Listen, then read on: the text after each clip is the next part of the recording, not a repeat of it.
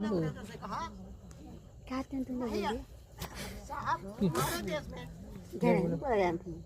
85% जनसंख्या ऐसी है, अनपढ़ है, गंवार है, ना इनके पास धन है ना दौलत है।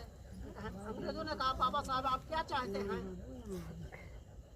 तो कहें कि जिसकी उम्र आज ये 20 साल पहले 21 साल जिसकी उम्र थी वही वोट देता था।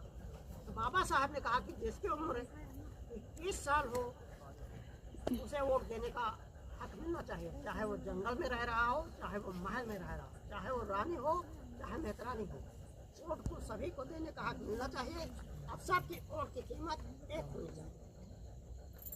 बाबा साहब ने एक अधिकार अंग्रेजों से मांगा था, दोहरा मतदान। बाबा साहब ने दोहरा मतदान मांगा था।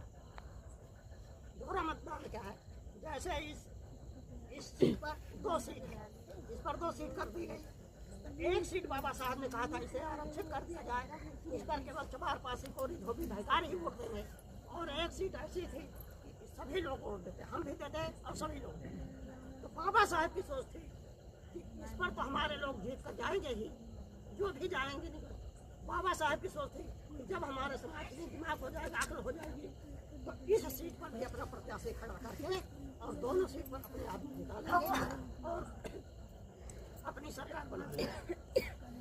तो महात्मा गांधी एंड कंपनी जितने भी सामंतवादी लोग थे सब ने कहा कि हम ऐसा नहीं होने देंगे। महात्मा गांधी ने 18 अगस्त 1932 को पूना की नर्मदा जेल में आमरण अनशन में बैठ गए थे। हम मर जाएंगे लेकिन ये अधिकार नहीं देंगे।